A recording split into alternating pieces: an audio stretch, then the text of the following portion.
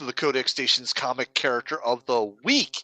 I am your host, Sal the Stop Guy, and always I've got my usual partners in crime. Down below me is Dan the Man Kelly. Next to him is the Ric Flair of comics. And of course, next to me right over here is the man with the golden pipes, the luscious locks, Tim the Terrible. Ooh, How you guys doing? Recently, so yeah, feel good. You doing good? Yeah. Washed my hair, Dan. Hey, just for us. Wasn't even Saturday night.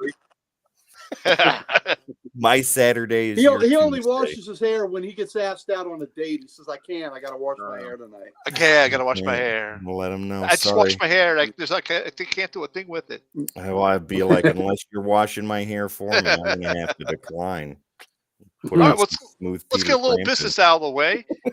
Like I said, I am your host, Sal the Slab Guy. When I'm not on the Codex Station, you can always check me out on YouTube at Sal's Comic Corner and on Instagram as the Slab Guy 77. And down below, Dan Man Kelly, why don't you tell them where to find you? Yeah, you can check me on Instagram at Dan Kelly Art. Post a few times a week. I just posted the finished pencils for the Deadpool Wolverine. Very good, by the way. Which look awesome, man. Those look awesome. Thank you. I'm thinking, I want to, when we go to Baltimore Comic Con, I want to get I'm thinking 2, maybe 3, depending on cost, but probably like 2 prints made of some of my art, and I'm trying to decide like which ones to pick to like get done as prints. So the Swamp Thing, without question, that needs to be one of them. Yeah, but I don't know how good that would be on like a big print. Damn, that'd be a big Swamp Thing. That's for sure. The Spider-Man that you just did last week, that was fantastic. Yeah, it was. That was me. It was mine. Yeah, that one. That one at Christmas time. I got that right here still. I was thinking like maybe the finished Deadpool Wolverine one, a couple other Wolverines I had, Wolverine and a Weapon X one I had that turned out pretty good. No. This one you're talking about, right? That's what, he posted it this week. That's why I thought that is so good. Right. Yeah. I was thinking about actually that Aquaman one that I did for you, Gary, since it's got the background and all, getting that color. Yeah. Pretty awesome. I'll narrow it down. I'll narrow it down between now and then, and get the prints, and then I can say I know who's got the original. That's right. Because whichever one I do, like I want to get it, actually colored too. Oh, Dan, speaking of which, I am finally going to let this come back to you so that way I can get it graded, but I got to get it pressed first. Oh, okay. Oh. Yeah. Okay. I've looked at it long enough. Now I need to see it with a yellow label. Yeah, I was thinking I'm going to send a couple books in a couple, in like 2 weeks. Yeah, I gave him my Swamp Thing to send in. Yep. Because that was going to be a one of a kind item. Take a look at that, Dan. Bougie Huffman says, "Sick ass drawing, Dan." Oh, thank you. Yeah, he's a guy that that I've been talking with on Facebook for a while now. That about comics and helping him out with some stories and stuff. He's had ideas for trying. Yeah. Glad to have you here in the chat, man. You're about to embark on an epic journey that you'll never get off of. That's right. All right, go ahead. I was gonna say I'm actually gonna get pick a couple books out to get graded to have for Baltimore Comic Con too, to the sketch covers I did. So, but enough about me. Ooh. You're not here for me. No, we all know who we're here for. Yes, he can wrestle, he can style, he can profile, he can woo the ladies. Woo! He's last but not least. He's got class. He's been the finishing touches. He's been the individual that made the difference. As we discovered when I sent it in the group chat today, Dr. Seuss wrote a book about him called Horton Hears a Woo! Woo! Like it. He's the owner of the Library of Comics. He is the Ric Flair of comics. He is Uncle Gary. Woo! Thank you for that wonderful introduction. Thank you, Dan. That's why you are the best. Sleeves are afraid of being on Uncle Gary. That's right. These sleeves gone, man. Absolutely.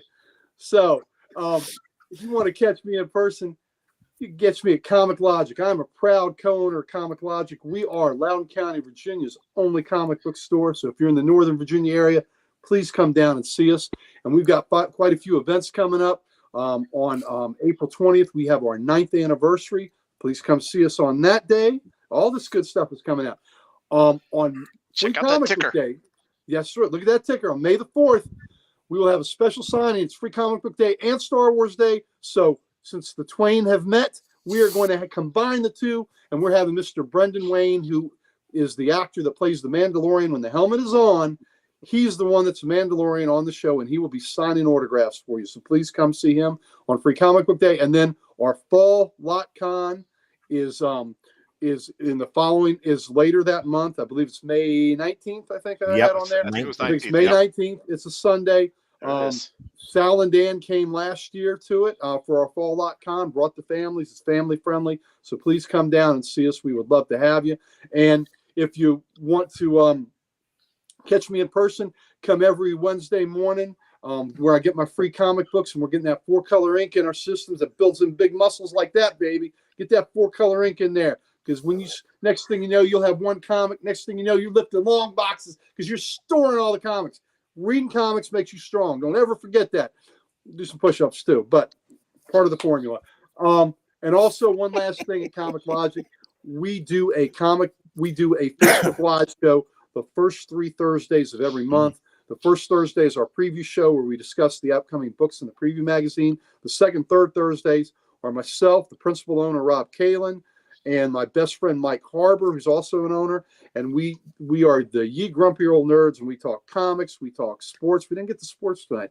We talk music, TV, the news, all kinds of stuff that old comic book nerds like us would want to discuss. And the gentleman here, Tim, made an appearance on the chat tonight, and so did Sal. So that was nice. Tim's initial appearance with us. So, and Dan's appeared with us there before. Oh, second. That's right. Yeah. The first time was on that's different. That's a long story, but yes, we were on a different feed. But thanks for interjecting. So please come see us there. And lastly, not for me, but we want to give love, from all of us want to give love to the great Archduke Kevy, who started the Comic Character of the Day site. This is the reason that we are here in front of you, is because we're all acquainted through that site. And today was a special day because he got to post the character of the day was his very favorite character, Mr. Buddy Baker himself, Animal Man. I posted the cover. So the cover I posted was Animal Man running naked with a bunch of wolves through the streets. And that is something that Archduke Kevy does quite often. So on a nightly basis. That's why Thursdays are all taken up. Yeah, he doesn't even need the full moon up there because he's got the full moon back there.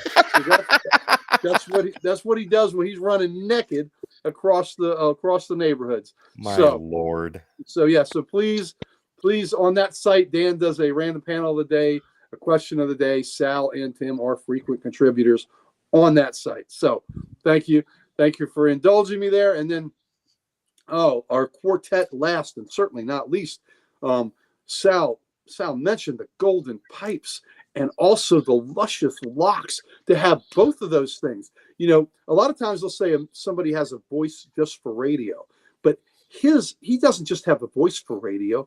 He's got the long, luscious. I mean, Fabio is jealous of what he's got going there. Fabio can't believe that Tim has better hair than he has and sounds so much better too. All these wonderful things that a supermodel, the preeminent male supermodel, is jealous of what we have and what we give you every week here at the Codex station. And we give you at least 1 dose, sometimes 2 doses, some weeks 3 doses of Tim the Terrible. It's almost enough to make one shudder with pleasure. Ooh. Tim. Ladies and gentlemen, I'm going to have to take a 5-minute break to cool down after that. Woo! You look like you're blushing a bit. A little flustered. Yeah, maybe it's just the heat lamp. Is it hot in here or what? It is. TJ, couple minutes late. Good to see you, buddy. Sal, have you gotten any feet rubs yet? He would like to know. Give it them out. Because remember on the Sal wasn't there on the podcast last night. I said that with the membership, that anybody that gets the $3.99 membership for the Codex station, that if they are within 100 miles of you, that if they're within 100 miles of you, Sal, that you will travel to them and give them a foot massage. That would be incorrect. And what'd Pam say? I'm in. And I said, Pam, on the memberships or the foot massage? You got to let Sal us said that is incorrect. It's a full body massage, baby. That's right. Bougie Huffman has not seen any foot rubs happening yet. Just wait. We're not done. It'll happen soon. But look, the all-seeing eyes are here. Oh, you Oh, better be well. on your P's and Q's, Sal. You're going to get fired. Okay, everybody. I'm always going to get fired. Are you All kidding right. me? Low profile. TJ says it was 5-0. advertised once for channel membership start, so it probably hasn't happened yet. Sal's warming up his hands, ladies and gentlemen. Yeah, That's that's what right. the red light there is for. He's heating them up. That's right. With the magic fingers. Yeah, Just- he's got to warm yeah. them up because nobody wants a foot rub with ice cold hands. Now, Pam, just because you live in Texas does not mean you are out of the 100-mile range. Sal is on the move. He travels quite often, so you'll travel He's a more. traveling salesman. a traveling salesman. You'll never know when you're in the 100-mile range. Are you in the Gotcha, 100-mile club? Oh, The I 100-mile wanna club. be. I don't know. The Sal, 100-mile club. do I live 100 miles Mhm. from you? I don't think so. I think No, I'm going to you're have to not. move. Oh, You're Gary, gonna have to move. when we went to the shop today, we saw this. I don't know if it's something that you've seen. It's the Hydra Stomper figure. That's like No. it's like this big. The thing was massive, and I was like, buy it. I'm like, yeah, I can afford that. But I said, I was like, I know somebody who would have a nice place to put it on display. They said that it's size accurate too. So if you get the Marvel Legends Captain Carter figure, that she fits on the back of it, like to ride the back of it, like she did in that one What If episode. That's awesome. I didn't Sal, get to see. what So the it's hell a are big you doing? Hydra, is what it is. I No, am it's, trying to print out something for my daughter's homework. It's the remember the What If episode where Steve was in the Hydra Stomper armor, like the early You Iron like Man This armor? is animated, right? Yeah. Yes. What if I didn't- season Oh, that's one? right. didn't You see don't him. have Disney Plus. Password. I So don't it have was Disney. the episode. It was what if Peggy got the super soldier serum instead of Mhm. Steve, so she became Captain Carter, and then Howard made this like suit of Iron Man like armor for Steve. Where But is since it he at? was still scrawny, it was this massive Too like high? Okay. it was like the massive kind of Ironmonger armor, but it was called Yeah, it the was Hydra awesome. Stomper. So it's Okay, so it's like a toy big is- armor thing. Hold on. So the toy is literally like Hold if on. you were to hold it up, I'll be right back. It goes Yeah, from, go for it. We got it. like goes from like Yeah. your waist to the top of your head. It was a massive Wow. figure, and like I said, Kind of like and that it's- Galactus. and it's big enough that the Marvel Legends size Captain Carter figure, it's in proportion, so she can like hold on to the back of it like she did in the one episode of it. Okay, Oh, very gentlemen. cool.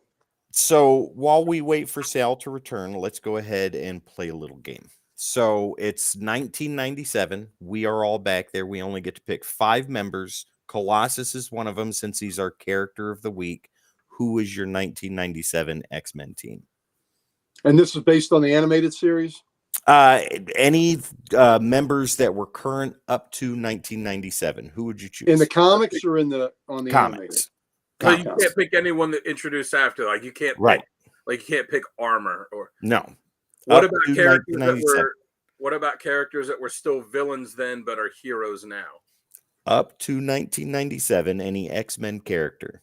Okay, well I didn't know if you meant just ones that were good guys then. It doesn't matter. Who would you choose for your X-Men team? Colossus, obviously. Yeah, Mhm. because he's our character of the week. He's always going to be on my team. He's my favorite X-Men. Okay. Nightcrawler. We'll be right back. I'm listening. Okay. So Colossus, Nightcrawler. That's tough to limit it to 5. Yeah, you got to pick. It's just like I tell my kids when we're in the store, you have to pick, and you have 2 minutes to do it. Colossus. You're right there. Nightcrawler, Just one more second. Yeah, we got you, Sal. Colossus, Nightcrawler, Havoc, Dazzler, and Longshot. Havoc, Dazzler. That's a good choice. And Longshot. Gary, what about you? All right. Colossus, Nightcrawler, Okay. Wolverine, Ooh, nice. Storm, Okay. and my wild card, Cannonball. Oh. So who leads, Cannonball or Oh, it'd have Probably to be Storm. Yeah. I was Storm, tempted but to put Cannonball. Yeah. I was tempted to put Cannonball on mine because when I put that question of the day up the other day with the 7-person roster, I had Cannonball on there as my leader. Yeah, So- I just entered. I would have hit. Yeah, I should have done that question. I just lost it out of my head and didn't get back to it. But that was a great question. You could still go back. People put answers on those questions days after I put them up.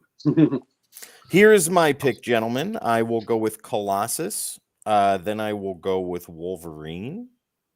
Then my telepath will be Psylocke. Nice. Yeah. Then let's see here. Colossus, Wolverine, Psylocke. Who else? I want Forge. Oh yeah, Oh, that's good. Yep. And then to round it out for my team leader, I'm going with you, Gary, and calling Storm. Yep. Nice. Yep. All right, I'm back. Sorry about that. What was the question? The question miss is, out? you have 5 members to choose. One of them is automatically Colossus because he's our character of the week for your team of X-Men in 1997. Who would you Nice. choose? No characters that came out after 97, though. Doesn't Okay, matter if they're good or bad. Who would you choose? All right, so we got Colossus. Got to throw Wolverine in there for the fastball special. Yeah. Okay. Nightcrawler. Okay. Let's see. I'm also going to choose Storm. I'm going to go with Cyclops as well. Ooh, okay. And Oh. who would your team leader be? It will be a co-leadership between Storm and Cyclops. Hey, right on. So Sal, you just picked the all new, all different team. I did pretty much. You know what? Right. You know what he didn't pick though? You know what he didn't pick? And he couldn't pick him because he's a goddamn Avenger. He didn't pick the I knew beast. you were going to say that. I knew you were going to go there. I knew you were going to go there. You Then you go should there. have put Beast on your team. Oh my You know Okay, what? That so- was a miscalculation. Man, Richard? that was. Richard I was. says hello, Richard, what's up? gentlemen. Gary, you tempted to got put- me. I was tempted got to me. put Wolverine on there. Never late, always on time. Yeah. Just because I Sal, always like I was the- waiting for you not to pick him. I knew you were going to pick him. And then I'm like, no, he didn't. He didn't. Oh. You got me because I was like, forget it. Yeah. Bougie, I'm just gonna pronounce it like that since that's what's in my head. But I thank you very much for telling me I'm getting close to it. If you want to put phonetics pronunciation in the chat, I'll do my best. But otherwise, you're Bougie, and that's a good thing. Actually, I almost put Wolverine there too because I always like the friendship between Colossus, Wolverine, and Nightcrawler. There's a mini series that came out. Yep. Oh, Warpath. Yeah, Oh he's yeah, Warpath Warpath is is over. definitely in there. Bougie's Love got Warpath. Colossus. Look, he has Beast Nightcrawler, in there. Beast, Storm, and Warpath. And yes, he is eligible because he came out previous to 97. I say there was You know, a Yeah. mini series that I almost put in my reading that I didn't. That was it's Nice. a 4-issue TJ. one with Good job, Colossus, TJ. Nightcrawler, and Wolverine called X-Men Liberators. Yep. TJ's got Yeah. Rogue in his team. We all forget that. Oh, yeah. Rogue is It's good hard to too. put it. It's hard to limit it to 5. Yeah, limited No. to 5 is tough. Yeah, no worries, Bougie. You'll get it pretty quick. TJ, Pam, and Richard will hold you by the hand and take you through the chat. You are part of the team now, sir, and Yep. you have earned your nickname rather quickly. They will lead you on this journey called Comic Character of the Week. That's right. Now Bougie is, since he's part of the chat, that's part of the inside One joke. of us. We'll just One add of that us. to the list. But what's Bougie's first appearance? Uh, Hulk Hulk 180. 180. Hulk there we 180. go. Thank you, ladies and gentlemen. All right. Yeah, Sal, we had the whole Beast thing crossed over into nerds tonight Oh, too. and look, Big That's Marv true. has graced Marv. us with his Welcome, presence. Big We're Marv. glad you're here. Welcome. Sir, Absolutely. being here. The whole chat team is here now. Now Yes. we can go. All right. So we go ahead and kick off this episode then? Yes. Are we ready? All right, Maybe. ladies and gentlemen, Good. let's give some groovy bass tones. Ooh, I love Oh, it. love the groovy bass tones. Ladies and gentlemen, bass after tones. the hot ass intro Gary gave me, we all need groovy bass Groovy tones bass to tones. settle down. And a cigarette. Woo! Ooh, I got that right over here. I'll see you we'll see you in 45.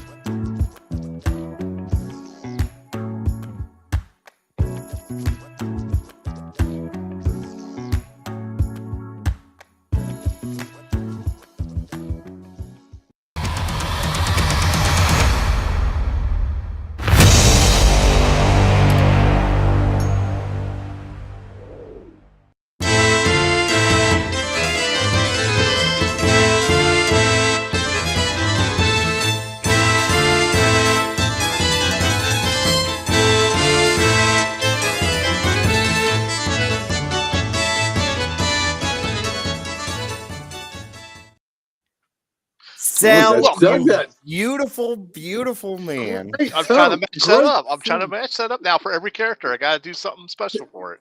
Wow. Tim, I think you and I recognize that image that they used there. Yeah. Right away. Yeah. I didn't want to say anything about it when I saw Yeah. when you guys had picked that cover. You know, Yeah. if you guys had picked that cover, we shall see. Great tune for that. Thank you. Nice. Thank you. Thank you. Well, ladies and gentlemen, welcome to the Comic Station. This is Comic Character of the Week, where we do a deep dive into one character. I am your host, Al the Slab Guy. Down below me is Dan the Man Kelly. Over to his side is the Ric Flair of comics. And then, Woo! of course, next to me is the man with the golden pipes, the luscious locks, Tim the Terrible. Hello. And who are we covering tonight? As you couldn't tell, it Ooh. is Colossus. Yes, indeed. The strong man of the X-Men, the powerhouse, the man with the metal fist. Bam. You know? Real quick, Sal. Pam gives us his 5. Ladies and gentlemen, this was from the pre-show. Her team is Colossus, Wolvie, Kitty, Storm, and Cyclops. And don't forget, ladies and gentlemen, super chats are now open if you choose. Yes. I was about to say that. That was my next lead into the super chats are now open and memberships are coming soon. That's right. Soon, ladies and gentlemen. You'll see details on those. Pam, nice team. I like your team, Pam. Yep. Good team indeed. Good team indeed. All right, Dan, why don't you go ahead and give us all the info on Colossus? All right, so he first appeared in Giant Size X-Men issue 1 in October of 1967, created by the great Len Wein and Dave Cockrum. Yeah. As far as origins go, you know, most of the origins for the characters on here are these kind of long, drawn-out things. His is pretty simple. Peter Rasputin, Piotr. He was a farmer in his with his family in the Soviet Union. His mutant powers manifested when he saved his younger sister from a runaway tractor. Was actually not originally his sister. It was just some local girl in Giant Size X-Men 1, and then they later retconned it to be his sister. Right. Later on, he was recruited by Professor X to be part of his second team of X-Men, and away he went. And as far as his powers go, he can change his body into organic steel, making him nearly invulnerable and giving him massive superhuman strength. And while he's in his armored form, he does not require food or oxygen to survive. Interesting. I didn't know that. So essentially he could I guess if he just armored up and never unarmored, he would just be immortal. Yeah, he would. Yeah. It would be interesting to see what would happen if he armored up and just stayed armored up for like 30 years and then went back to human form. What would happen? Right. Would he just age in another 30 years, or would he start from when he armored up? That sounds like hard living. That does sound like hard living. Oh, okay. All right, Dan, thank you for that intro there. All right, folks, you know the deal here. We go through segments of all different aspects of the character, but we're going to start off tonight with what works best. And Uncle Gary, why don't you go ahead and kick us off on that? Well, what I think works best for this guy is when he's a tank. He is the X-Men's tank, and that's what he is. And he, you know, like Sal said, he is their strongman. Back in the early incantation of the X-Men, before he became more famously an Avenger, the Beast was the team's strongman. but this in this version of X-Men, he is the strongman on the team, and I liked, you know, the original Colossus. I loved the idea that he was this gentle soul, and he had the spirit and soul of a poet and an artist, and I loved the the fish out of water aspect, where a country boy comes to the U.S. and is to the Westchester, which is outside New York City, and he's got this whole world around him that was so alien and foreign to him, and I love that sense of wonderment that the character had back then. But I like that, and then even though he was so strong, he had a lot of self-doubt in him, and he had to overcome that doubt, and I just think he's I just think he was a wonderful soul kind of this pure soul. Now that's not quite where the character is anymore, and I guess I miss a little bit of that. But Yeah. I just think he works best as the team's tank and as their warrior poet. Yep. I want to say like naive. I want to say naive. You A know, little bit naive. Maybe yeah. in the Yeah. beginning. in the beginning. In the beginning, Yep. not now, not Yep. now. Not, but no, no, definitely not now. All right, Dan, how about you? What works best for you? Well, yeah, I agree with that too, because when he came, was the all different X-Men, you look at who was there. Storm was very free and open. Wolverine, same way. Nightcrawler, was this like, very free, like swashbuckling type of guy. Banshee was a a guy. performer. Banshee was an older guy that had lived lived a life. Colossus was had led a very quiet, insulated life as a farmer, and like everything he's experiencing, it's it's like all new to him, and just like the panel of the week in the podcast last night, where Wolverine's looking at the Hustler magazine, AC Colossus stands behind him like, what's that?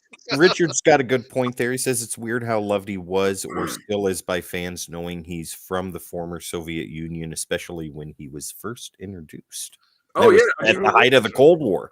Yeah, you look at it in the 80s when it was, America versus Russia, and, the X-Men were at their most popular then, and he was a core member. Absolutely. Yep. But, so like I like too that, he basically, like Gary said, he's got the soul of an artist, but he's willing to be a warrior. And that's exactly it right there. Like he's willing to do whatever sacrifice he has to, whatever it takes to protect those closest to him. And I like how he's when he was younger, he's more innocent, but even now still, as he's gotten older and he's done a lot and seen a lot, he's still torn between his duty to the X-Men and his desire to just kind of go live a quiet, peaceful life and be an artist and be a farmer. And and even though he is like you said, the strong man of the X-Men, he doesn't have any desire to go out like Wolverine does, to go out and fight, or even Nightcrawler, like I said, being like a swashbuckler or some of this. He doesn't have a desire to go out and do that. He does it because he feels like it's his duty to do it. But if given the option, he would much rather just go chill on a farm and paint some pictures and just and just live a life. He's more of a protector than a fighter. Yes, but when he gets pushed too far, as we will, I know we will talk about later, when he gets pushed too far, and he can get pushed too far, it's not pretty what happens afterwards. You don't want to be on the other end of it. No. Yep, most definitely. No, Pam. Well, Pam's asking if Ileana isn't his sister in Giant Size X-Men 1. No, if you go back and look at Giant Size X-Men 1, he goes and he saves this. Should I get it off the shelf? No. Killing me, Gary. He goes and saves this girl from this tractor, but it wasn't Ileana. It was just like a random neighborhood girl, just a random girl in the town. And then when it shows him kind of meeting, and his parents meeting with Xavier, there's no Ileana there. It's just him and his parents. And it wasn't until much later on that they said, oh yeah, he's got a younger sister. And Claremont kind of retconned it and said, oh yeah, well, that's his sister that he saved from the tractor. But if you look at Giant Size X-Men 1, he saves this girl and then he gives her back to her parents that are not his parents. So, it was one of those things that was changed later on. Interesting. Okay. Very true.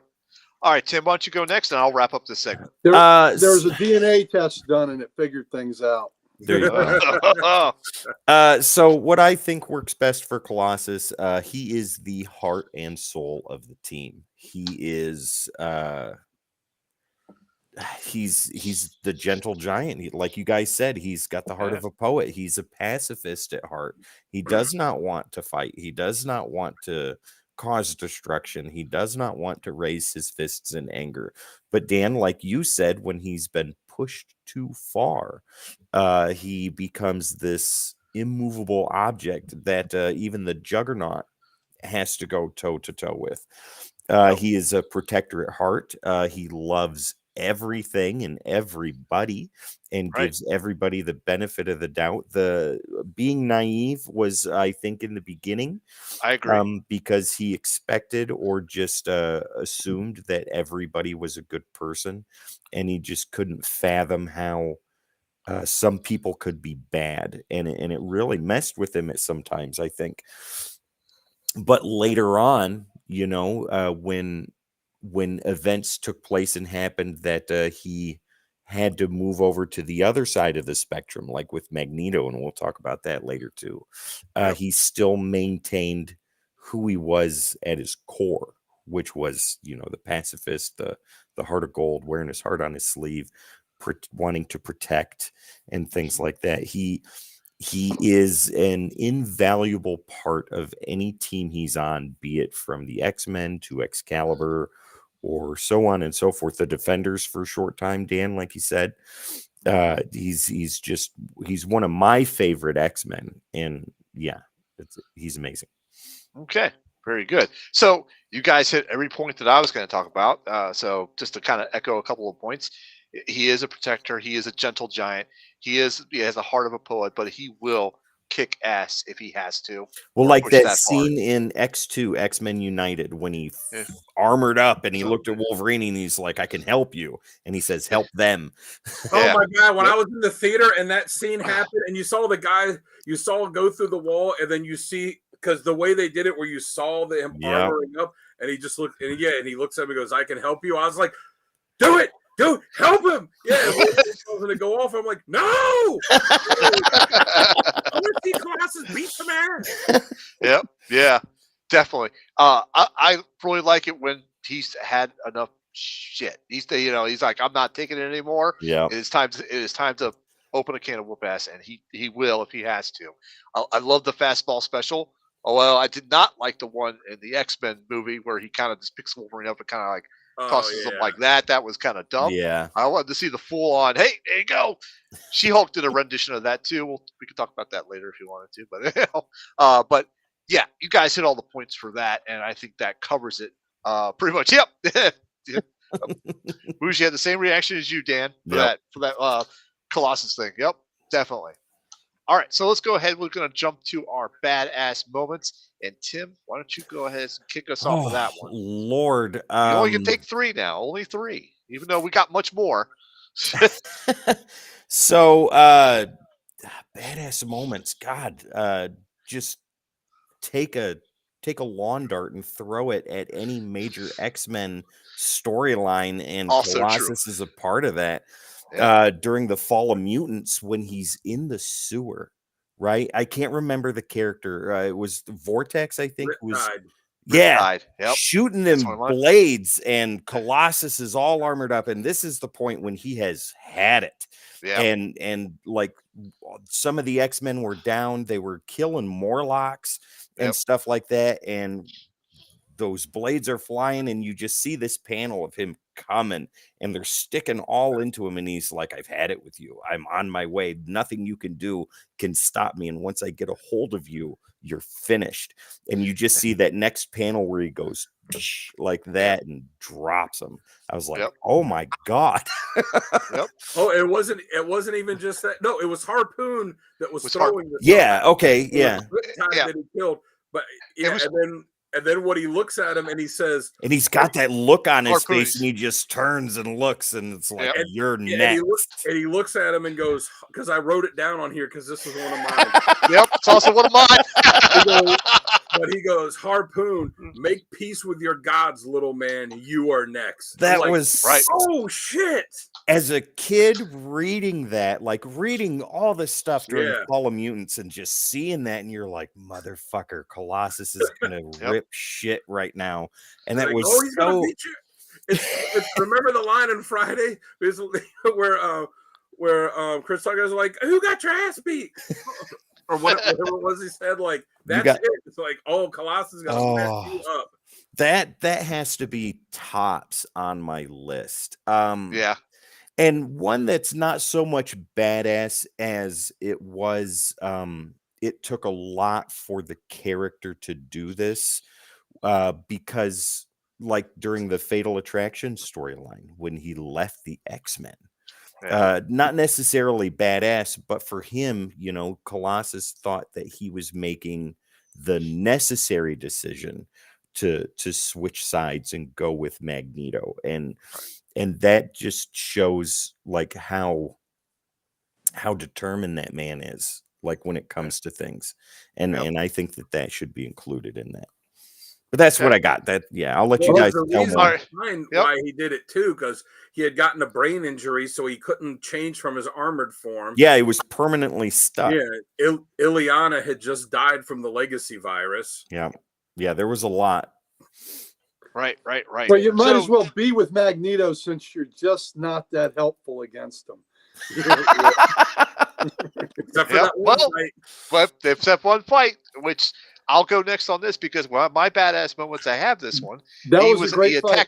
That was a great fight. This is X-Men 113, and they're attacking Magneto in the volcano base that he's got. God, and Cyclops orders him to stay on the sidelines and in human form. But no, he jumps in there because at this point in the fight, Nightcrawler had hit Magneto with a bar or a pipe across the back of his helmet, and he was like dazed and confused. And that's when he jumped in and just started wailing on him. And Cyclops was pissed. He was like, I ordered him to stay on the sidelines in human form. But okay, he's fighting. Okay, we're going to go with it because he's kicking some ass. We'll just see how this plays out. And he does. He does kick some ass on that part. That was one of the greatest choreographed fights in comics. It was. That whole battle scene. And Cyclops, that's when Cyclops was at his best, coordinating a battle like that. Yeah. Right. Absolutely. So that's when Jamie became a huge fan of Cyclops. Very much. Jamie's always a huge fan of Cyclops. I remember Jamie telling us that he ordered the Cyclops robes that he wears around the house. That's great. He just kind of goes like that, you know. He does that. Anyhow, moving on. So that fight with the where they're killing the Morlocks. I forget the name of them. The Marauders. The Marauders. The Marauders. He was killing Riptide, and I actually saved the picture of this panel because it's that amazing. Yeah, and you're right, Dan. It's exactly how you said it.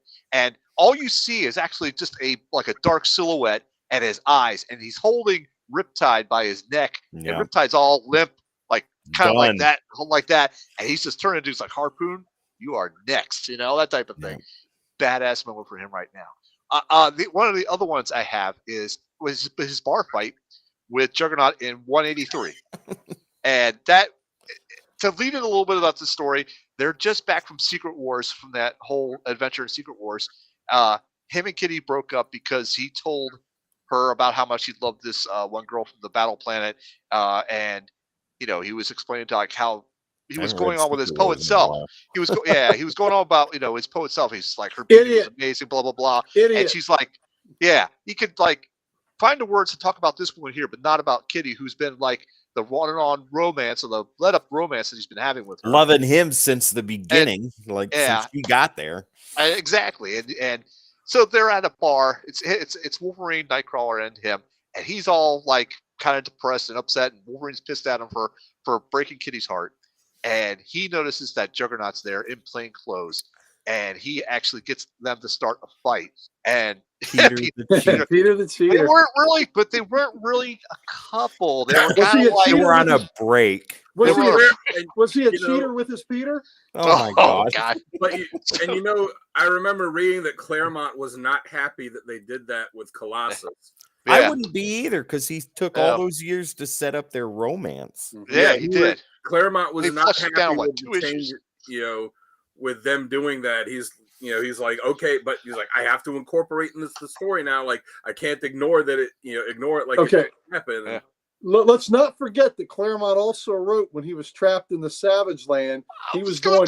Go ahead. No, I was going to get to that because they were the Savage Land. Of course, Colossus loses his virginity to a threesome in the Savage Land. If you're going to lose it, that's the way to do it, ladies and gentlemen. I guess so. God. So there we go. There's my badass. So Go ahead, What- Dan. Give us your badass moments. What Wait, issue hold on. is Tim's- that Savage Land? that is just after the volcano fight. Yeah. In, Because it's about it's from 114, Classic maybe X-Men. 115. No, it went longer than that. It probably went from so 111 was 112 was the big fight. I No, think 113 was a big or fight. 113 was the big fight, right? 112 Right. was when they got their ass kicked by Magneto. Right. 113 was the big fight. 114 was where the Beast and Jean X-Men Grey. Beast.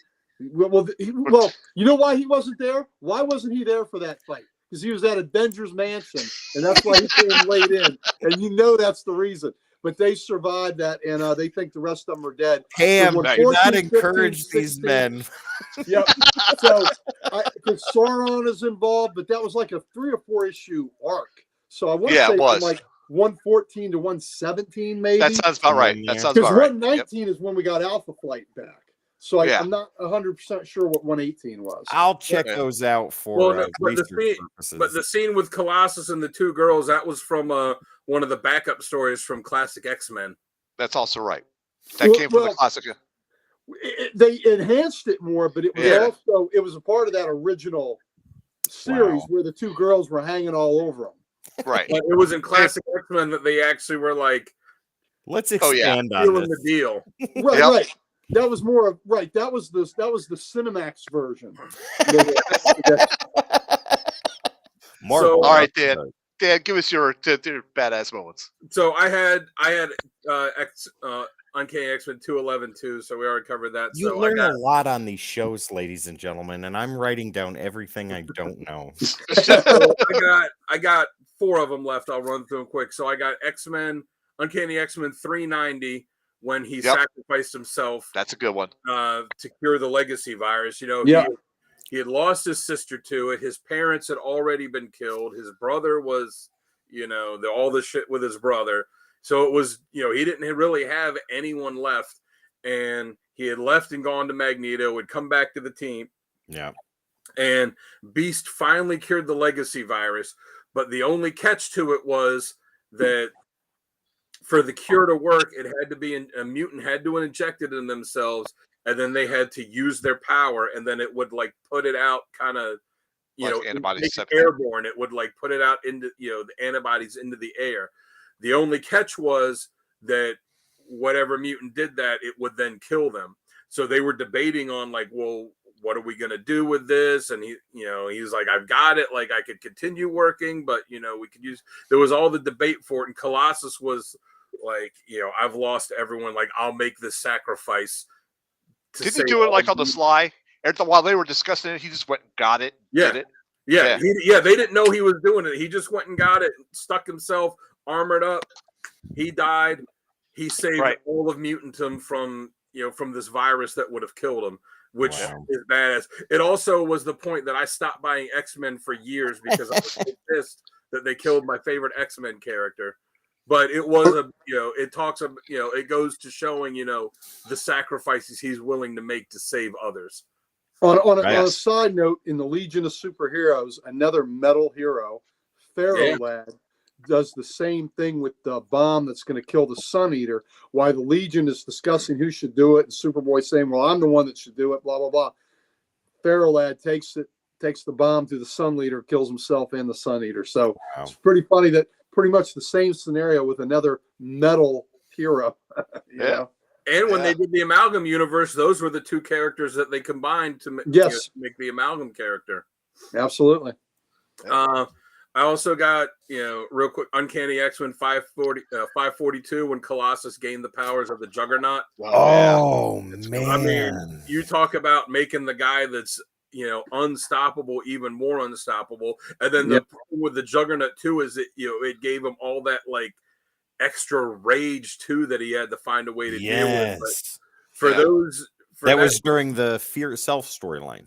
That's correct. Yeah. And then Kane Marco was fighting against Cyttorak and took the powers of another whoever.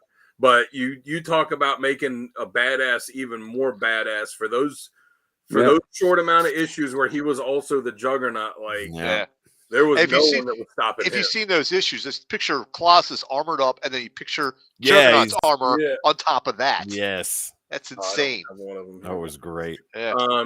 I've got Astonishing X-Men 4/5 when he's brought back to life.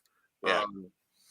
Kitty, they're on the X-Men are on this space station. They're figuring out what's going on, and she's like, well, there's got to be something hidden behind this door. And she gets she's being pursued by these aliens, and the door opens up, and it's Colossus that's there, and she just is like, oh my god. And he's just, you look at the image of him, it's such a badass drawing that John Cassidy did of him, and he just runs through her because she goes intangible, and it's such a cool picture where she's standing there, and then he starts running and runs through her, and then he's off panel, and she just has this shocked look on her face, and she's like, can't believe he's back. And then the main, like, the leader of these aliens, the one that had like captured him, they had taken him after he sacrificed himself with the legacy virus, brought him back, and then just kept him alive for years, experimenting on him and torturing him and doing all this stuff to try and find a way to get rid of the mutant gene. And when he goes and finally fights this guy Ord, the next issue, it's Cyclops and Emma and Wolverine that are standing there getting ready to face off with Ord, and then you just see them get these looks on their face like, what the hell? And Ord goes, oh, is it that dragon behind me? And it's Colossus, and they're seeing for the first time that Colossus is alive, and he just starts beating the shit out of Ord. And I forget what Ord says to him. He was like, you're filled with something, or he's like, oh, you're the one made of metal. He's like, no, I'm not that. I'm made of rage. And he just beats the brakes off of him. Oh my god. Did you know awesome. Colossus was coming back in that storyline because you were so upset when they killed him off? Were you completely shocked when they brought him back in issue 5? I stopped reading X-Men. I only started it back up again in Uncanny when Mark Silvestri did that like 3 or 4 issue arc when it was taking place in the future. And I was like, all right, I like Silvestri's art. This looks good. So I picked those up.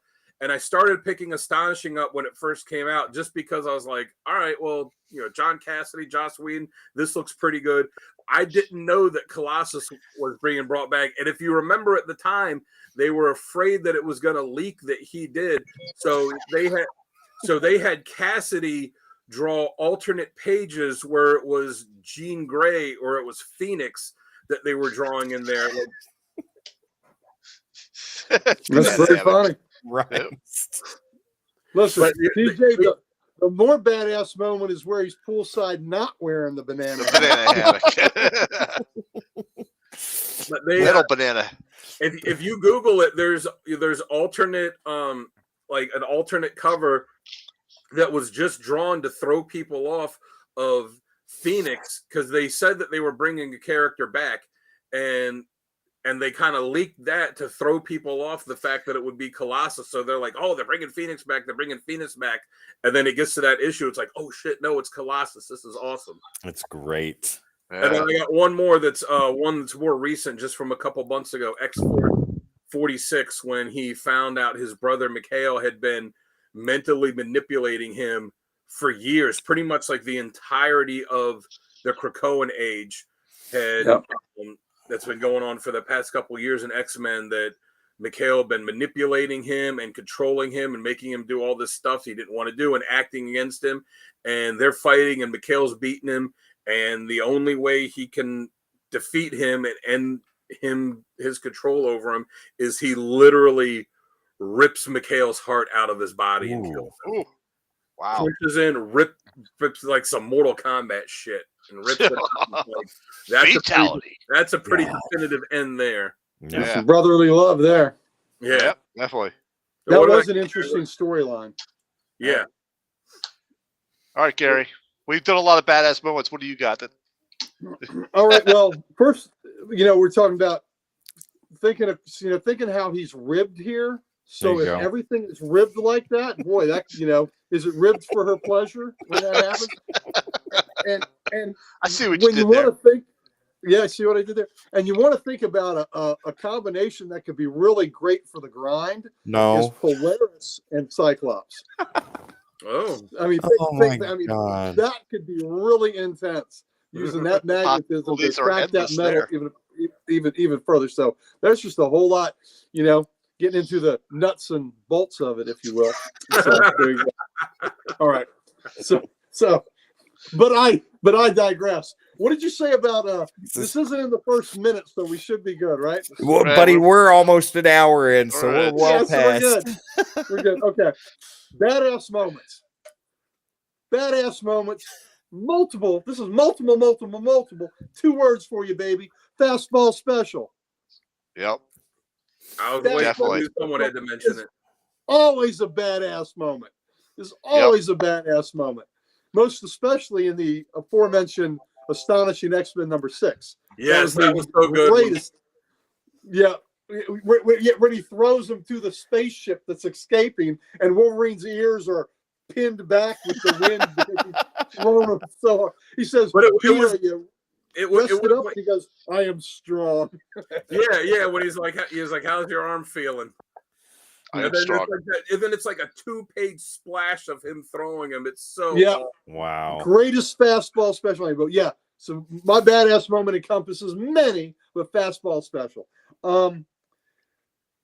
Like has been previously mentioned, when he took the cure for the legacy virus, he sacrificed himself to save mutant kind, and he took that on him. He wasn't coerced, wasn't cajoled. He did it because, again, he is a protector, and he was protecting everybody else at the cost of his own life, and that's what he does. My last one is Uncanny X-Men 128, and he kills Proteus. Yeah. Oh yeah. Yep. I had that too, but I let it go. Yep, Proteus. Let's see, that's good where we get a diversity of backgrounds. Proteus was warping reality, and of all people, I mean, that was messing up Wolverine big time. Yeah, it was. Because he relies on his senses, and he was pretty much damn near useless in this. And so Proteus, Cyclops has destroyed the shell of a body that he was in. That Proteus burns through the bodies, and at that point, I think it was in Maura McTaggart's ex-husband, and was burning. Which was the boy's father, the mutant's father, and he was burning through that shell of a body, and Cyclops just destroys it, and Proteus comes out in his pure form, and he'll go to the next most powerful thing, and it's Colossus, and he starts to take Colossus over, but before he can, he's in his metal form, which is something that was a weakness to Proteus, and he just starts tearing the essence, this energy essence apart, and destroys Proteus, and he has to kill, and that's not what he wants to do. It's the last thing he wants to do. In the That Morlock was the first time he did it. he wanted to kill. Yeah, this was when he really lost his innocence. I mean, he'd already had the Savage Land and lost that the fun innocence, but this is when he really lost the blood innocence. Where he killed Proteus, and that that was his first kill, and I think that was a big hurdle, and he knew he had to do it, and he did it, and he didn't shy away from doing what needed to be done. But it's a great, again, burn, so great. It's just a great scene of all this. It's kind of a pinkish energy, and Colossus just in the center of this maelstrom, and just dissipating him. So, if I remember right, was he like in human form first, and then he switched to metal to start ripping them apart? Yes, absolutely. That's awesome. And it was all part of his plan too. He knew that would happen, and that was part of his plan. Because had he been metal at the time, I don't think Proteus would have entered him.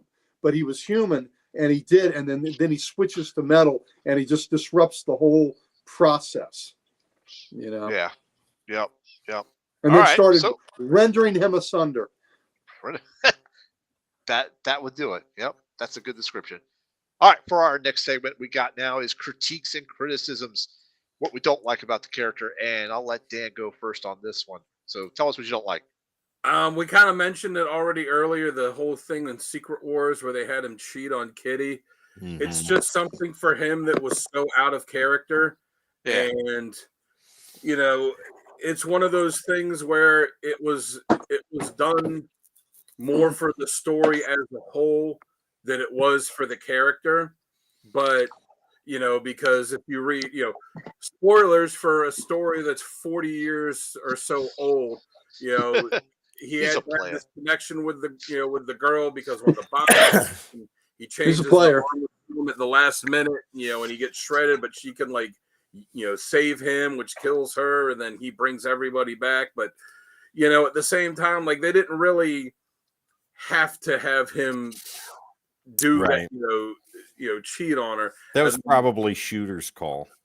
Yeah. Well, he's the one that wrote Secret Wars, so yeah. So And then, you know, Chris Claremont got dumped with having to deal with this. So, you know, having him do that was out of character. And then, you know, they've kind of dicked around with him and Kitty's relationship a lot over the years, especially just a few years ago when they were going to have them get married, and they did this whole big thing in the wedding special. And then he leaves him at the altar, and then Gambit and Rogue get married instead. And, you know, her explanation for it was so lame too. It was like, we've have too much history together to be able to do this. That's why you get married, because you have history together.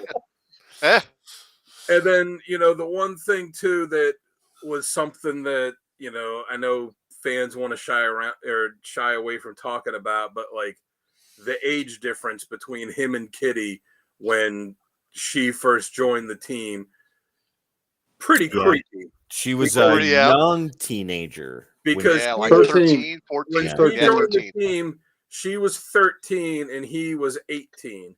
And after Secret Wars, because it was established in X-Men Special Edition that reprinted Giant Size X-Men 1, but had some supplemental material, that at that point that she was 14 and he was 19. And you know what? A 5-year age gap is not that big of a deal. But at that as long as she's not that young, like if it was, you know, if it was a little bit, you know, if it was like she was afraid of lead poisoning. Yeah, that's valid. Like, you know, if she's like 15 and he's 18 or something, it's a little closer. Or she's if I remember right, though, like even though she was hard pressed with the advances, Colossus usually kept her at arm's length, at least for a significant amount of time. Well, yes, they never really. What's the age of consent at the X-Mansion? That's a good question. I don't know.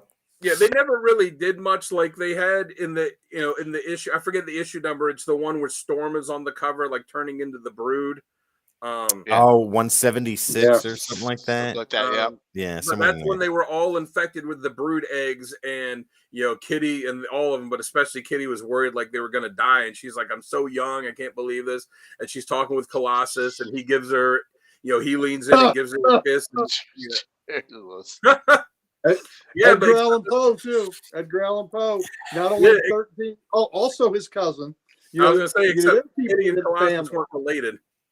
Yeah, but yeah, he tells her like, "I wish you were older," and she's like, you know, doesn't know exactly what he means, and he leans and give her a kiss, and he's like, "Yeah, I mean it like that." They never really did anything else other than that, but still, it was a little, you know, because wasn't Lolita written by a Russian? Yeah, there you go. But they did, you know, Richard kind of has a good point. Wolverine's 200 years old, hitting on a teenage Jean Grey. I think Jean was in her 20s by the time Wolvie met her.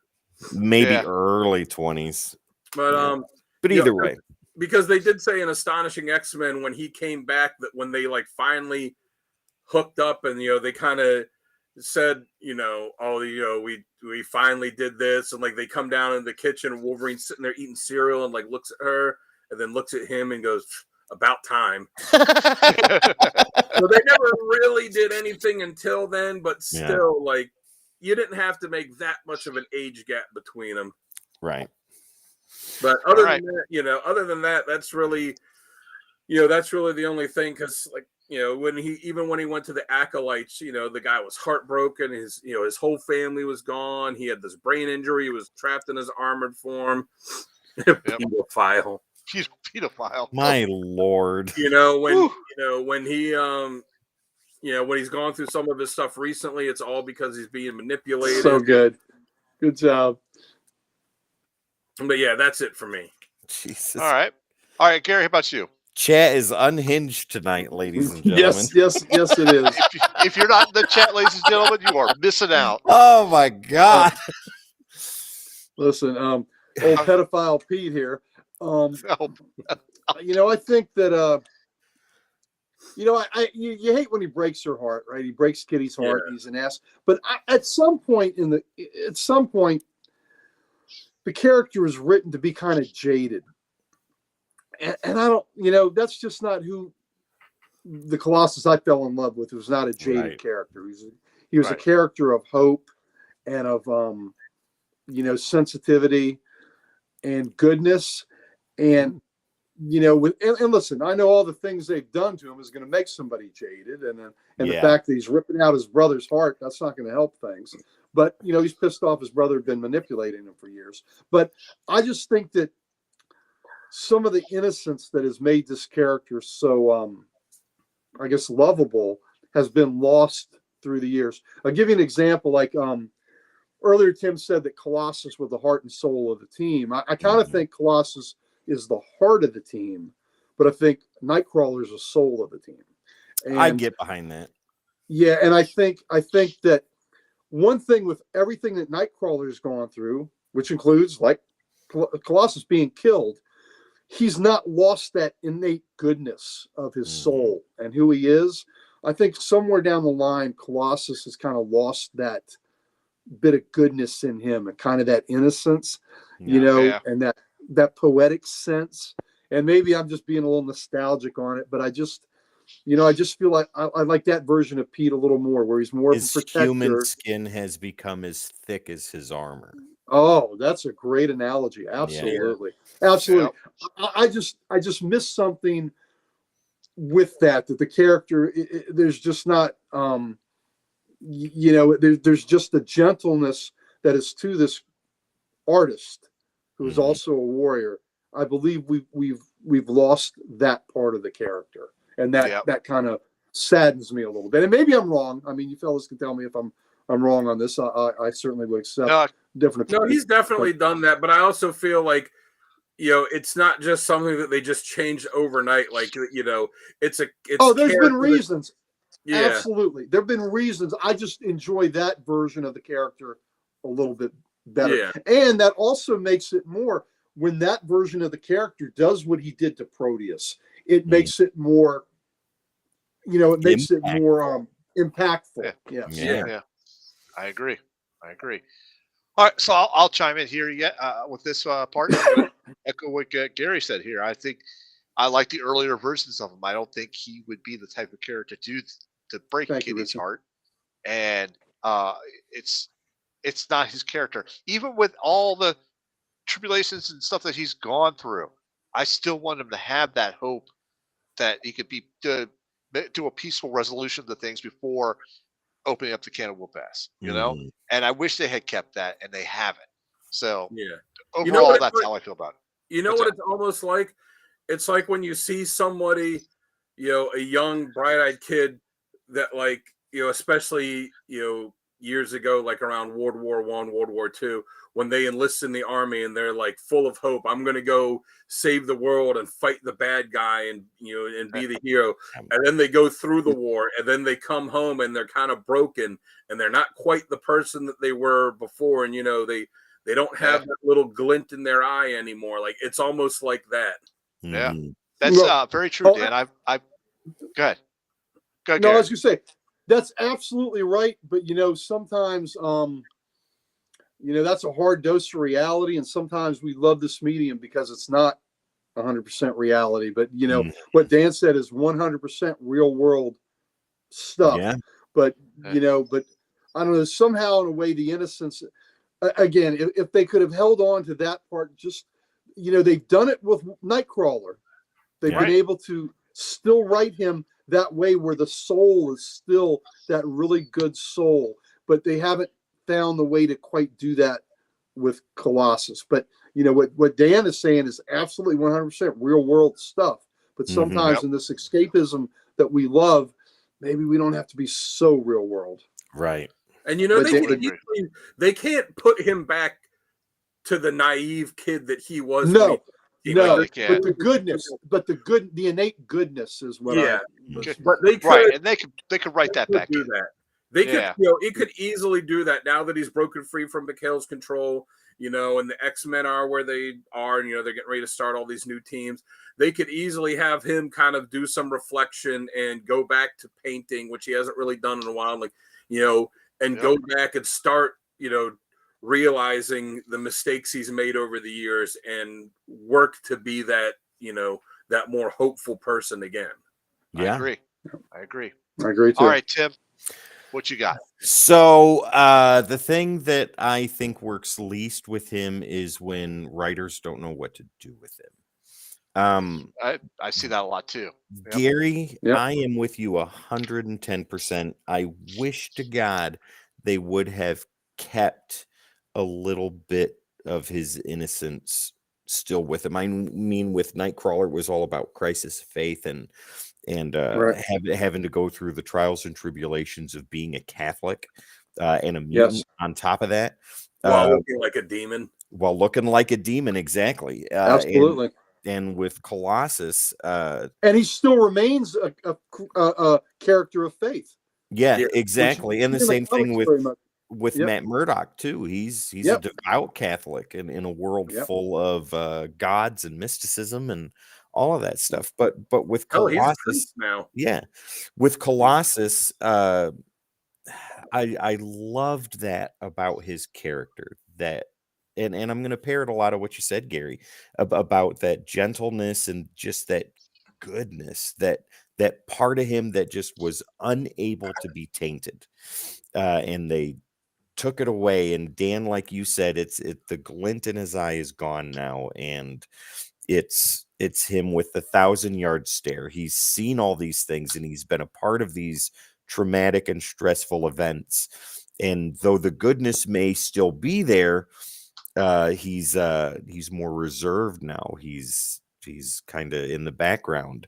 Richard, I think other writers just saw him as the strong guy. That's exactly correct. They wanted to showcase his strength and ignore his character, which I think is why he was put on Excalibur. There was no reason for him to be put over there. They just needed him somewhere. So over there he goes. And on X-Force, I haven't read X-Force yet, but seeing him on the Outlaw team, there's got to be a good reason for that. If there's not, then why the hell put him on a team like that? Especially a team that does the things that mutants need done when mutants can't do it legally, right? Big Marv, that's always a killer, like they're taking his life away. Yeah, exactly. So when they do stuff like that, like when writers just don't know what to do with him, well, he's a strong guy, he turns into metal, just stick him in the front and let him run through walls. He's not the fucking Kool-Aid man. I mean, if any character, especially with the X-Men, if any character deserved to have that, happy Hollywood poetic ending, like walk off into the sunset, like he needs to be married to Kitty Pryde. That needs to happen. If they haven't done it already, why? What's the reason for that? The same thing with ruining Peter Parker's life. Yes, give Colossus Kitty Pryde. All hail Zeb Wells. You know what? And if they're dead set on not being Kitty, you know what? There's lots of women in the sea. Like, he deserves to have some kind of happiness. And it feels like the thing with this character, in the past many, like going back to the 90s, it's like, oh, he has a little bit of happiness. Let's yank it away from him. Like, let's so kill dumb. Let's kill his sister. Let's bring her back, but let's kill his parents. Let's make his sister evil and let's make him hate everything. And here's his brother, and his brother's like this, major asshole, and let's break him up. And Richard, come on. Let's make that go viral on X, formerly known as Twitter, ladies and gentlemen. I don't think so. Maps suck. I don't think so. Richard didn't complete. He didn't complete his thought. It was maps suck now that they're gone. There we go. Maps suck now that they're gone. Yep. Ladies and gentlemen. But yeah, that's my final thought on that. All right. Richard, haha, thank you guys. This is going to be right there. He's on Team Tim. All right, we can't stop you from being on the losing team. That's fine. We can't stop you if you want to be on the losing team. We ain't losing, buddy. That We builds got character. That builds character.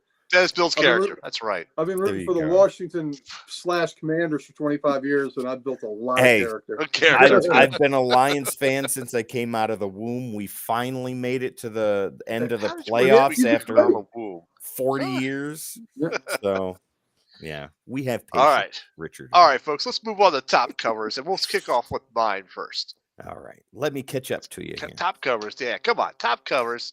Show Top mine. covers for Sal. There we All go, right, ladies come on. and There we gentlemen. go. Oh, there we go. Let's start off with Nobody wants to astonishing get number iron 5. fisted. Is it that kind of show? That's what it is, baby. Get We're ready at for that part. Get ready for the exam. Oh my God. So yeah, astonishing X-Men number 5. Artist was John Cassidy on this one. No, I'm sorry. Yeah, he was he was the cover artist for this one, and that's just I don't know. Just that was just awesome. He's just punching through the logo like that, and very cool. Very cool. Was that a variant or was that the regular cover? I think that's the A cover. That's the regular cover. Yeah. That is the regular cover. All right, so Nice. up next, I'll do the variant next, and that is Astonishing X-Men number 23C. Yeah. And that's all the way over there on the right. And that cover artist is actually John Cassidy again. The cover colorist though was Laura Martin. This is when they were not doing variant covers like mad.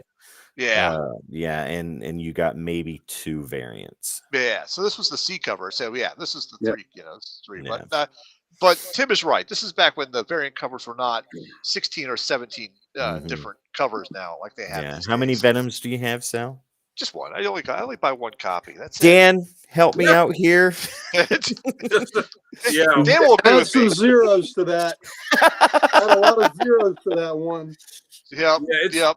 Yeah, he's got one per every, for every foot that he walks in his house.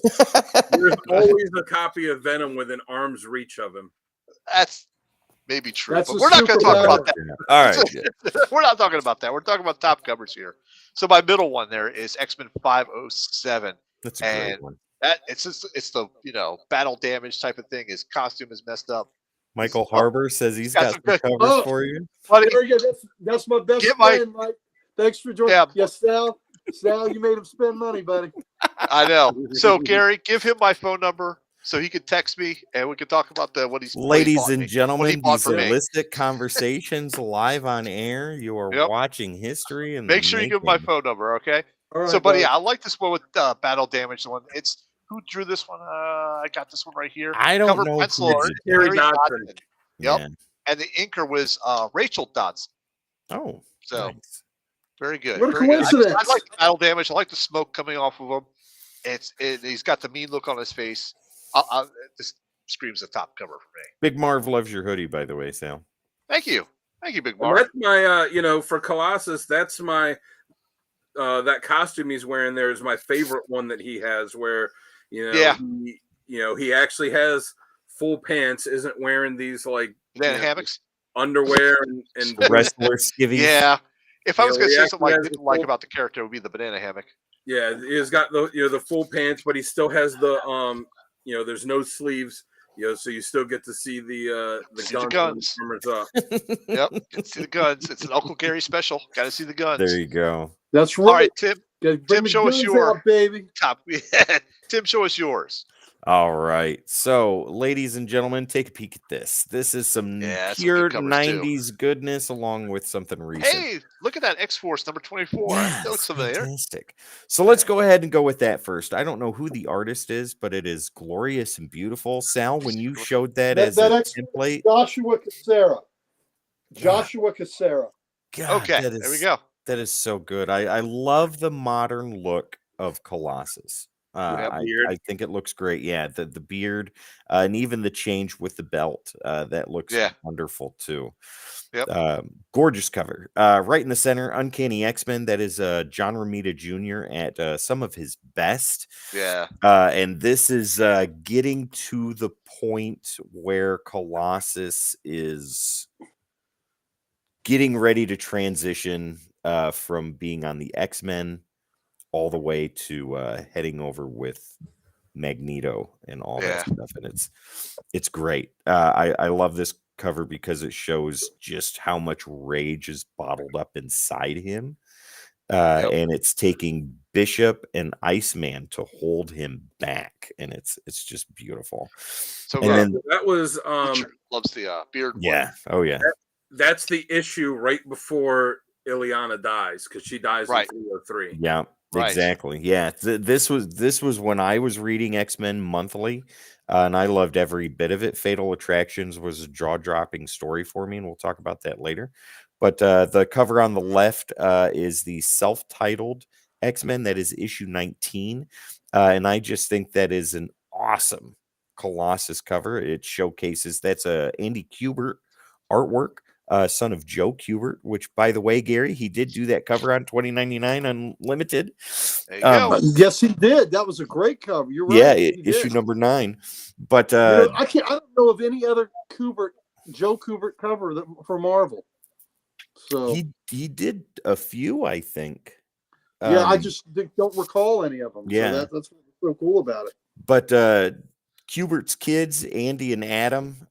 Thanks, Bougie. Yeah, absolutely. I love this cover right here. I think it is peak adjectiveless X-Men after Jim Lee left, when Kubert took over, and he did a wonderful job leading the title forward, and that's a prime example of it right there. Definitely. He drew a really nice looking Colossus too. Oh yeah. Definitely. All right, Dan, wasn't part of that. He wasn't part of that team. He was part of the Uncanny team, the Gold team, but Yeah. he was in that storyline, and yeah. But the members really would cross over often, and, and I enjoyed that. Yeah. Yeah. Because even though they were different teams, they still lived in the same mansion. Yeah. All right, Dan, let's see your top covers. So I start off on the left, 122. I mean, for me, that's the Colossus cover. When we said, I agree, that is the cover. The only reason I didn't use it was because Dan was using it. Yep. When we said that we were going to do Colossus, that instantly popped into my head. That's the cover. That was number one. That was the one. It's just, Byrne drew that awesome that awesome picture where he's in the danger room pushing the things away. You see Wolverine behind him with that worried look on his face. Cyclops up there in the booth, kind of with the worried face, and and he's got all the muscles going. It's just when you see the thing cracking, like that's just such an awesome. Oh yeah. And in that story, Colossus is having trouble in the danger room, exerting himself. He's just not there, and he's got that vice going on, and he's not able to hold it. And Wolverine jumps in the middle of it to put himself in danger, to force Colossus to hold it back. Great scene. Great scene. Well, didn't he? If I'm remembering right, he didn't even hold it back as much. He pushed it up and broke it. Oh, he destroyed it. He destroyed it. Yeah. So look, and then he got an attaboy from Cyclops for Wolverine got an attaboy from Cyclops for pushing Colossus to that level, and then he gave Wolverine a toolkit and told him to get to work fixing the shit, fixing the danger room that he broke. Yep, definitely. The next one I'll go. Wow, everyone likes 122. It's the classic Colossus cover. It is. You cannot go wrong with that cover. Yep. Yeah. All the way on the end, I'll go with that one next. X-Men 279. That was on my short list, and I cut that for X-Men 19. Yeah. So this one is, the story in it was Colossus had been out of the X-Men books for a while. This was, not long after the Outback years, and the team had kind of gone through the Siege Perilous. They'd all gone their separate ways. He was living as an artist, had no memory of who he was. The Shadow King was involved, and this is when he finally, as it said, because you demanded it, Colossus is back.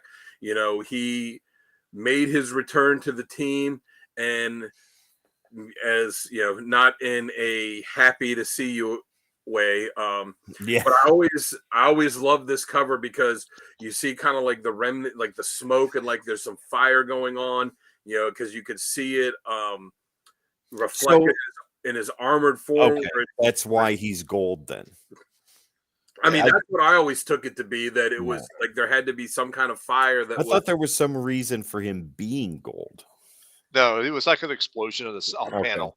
Yeah, and it was just reflected on his armor and like just looking gold. It just makes it pop. And Mhm. I was like, it's just such a, and I like the way that Kubert always made sure to draw Colossus where he's got those like little bits on him to show where he shines, like those little white shine parts that come off of him to, to really push forward, like, hey, this is metal. Mhm. Yeah.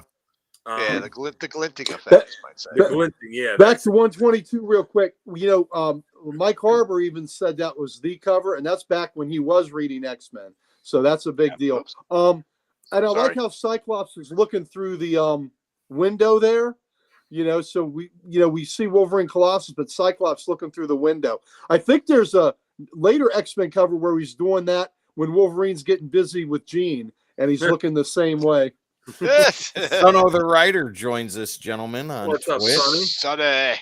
He loves Colossus, and let's go back to what Richard said real quick. He loves these covers, protecting, then him and Kitty, and him getting pushed to the limit. Absolutely. Oh, Richard, good analogy there. Yeah. That's absolutely, and that middle one. Oh, what a great cover that is. Great representation of his character. Absolutely. Yeah, and that one too. Just he came back. He's with Kitty again, and just that would be a great Kitty Pride cover too. The way, but I love the way Cassidy drew a great Colossus, but the way that Kitty's on there and she's kind of phasing into. Yeah, we're just gonna turn this into the Uncanny X-Men 122 cover show. Absolutely. That's right. But yeah, the phasing is so cool. You're right, Dan. Yeah, that she's like phasing into him and stuff. Just just fantastic looking. Yeah. Dan, your picks are the peak of the show, sir. Yes, sir. Well, there's some good ones. Oh yeah. Can't go wrong. All right. Not last, but not least. And my picks are the cat's pajamas. Yeah. That's right. Well, here we go. To be fair, we all were pretty much picking 122, but we decided we wanted to show a bigger diversity.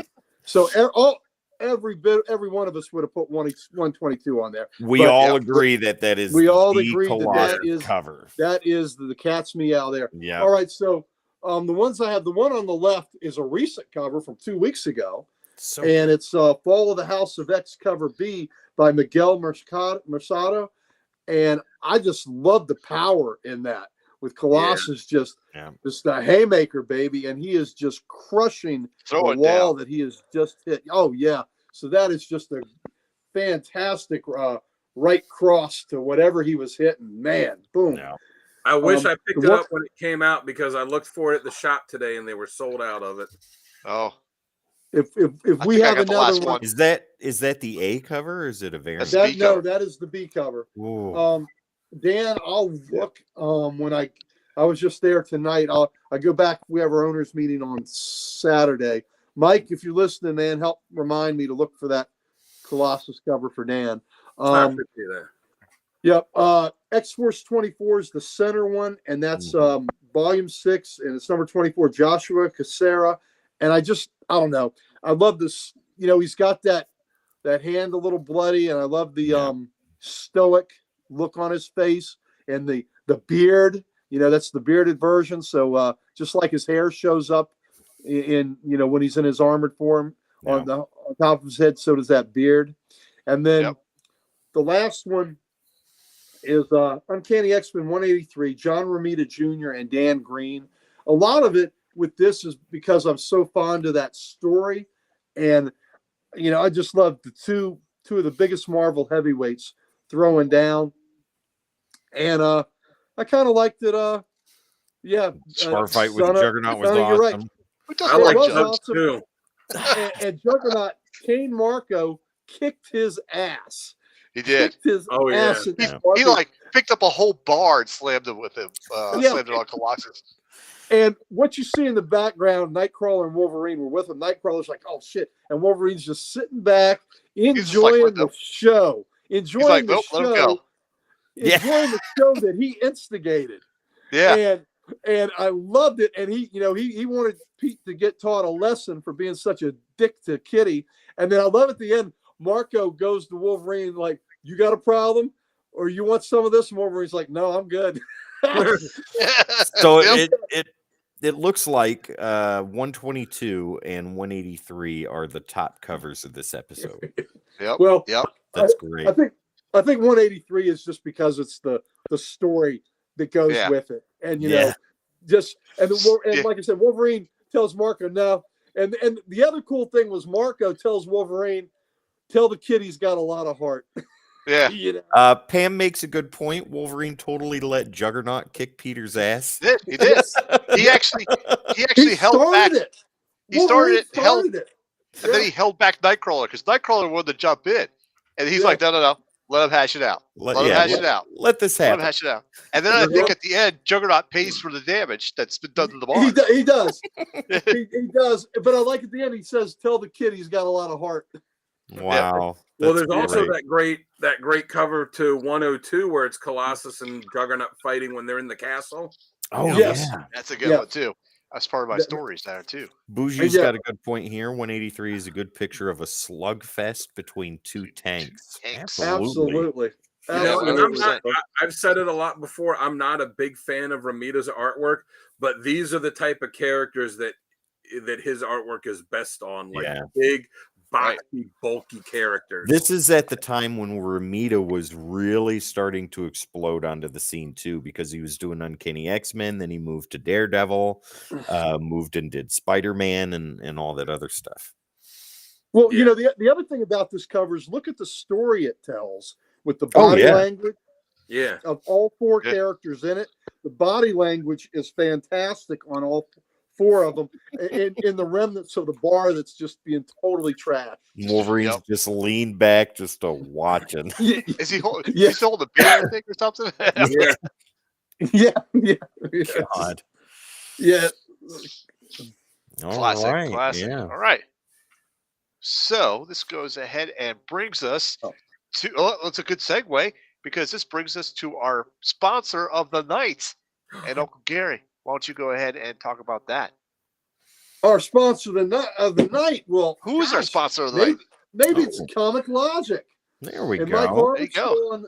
on the stream here is my best friend and one of my fellow co-owners. We are in Ashburn, Virginia. We got the address down there. You please come see us. We've got a lot of reasons for you to come see us. You know, besides seeing me and Mike's pretty mug every Wednesday, picking up our books and getting that 4-color ink in our bloodstreams, you can come to our events that we have coming up. We have our anniversary, our 9th anniversary on April the 20th. So please come see us then.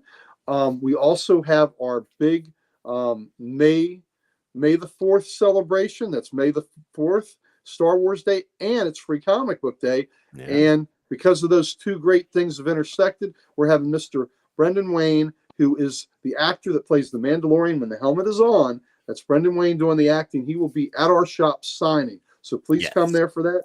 And then at May 19th, a couple weeks after that, on a Sunday, we have our Spring Lot Con, which is where we turn our parking lot into a mini Comic Con. So we'll have comic dealers, we'll have toys there, we'll have local authors that are friends of the shop, local artists that are friends of the shop. Dan and Sal came down with their families for our Ball Lot Con, and they enjoyed themselves. So please come down. It's family friendly. We'd love to see you. If you are, there you go.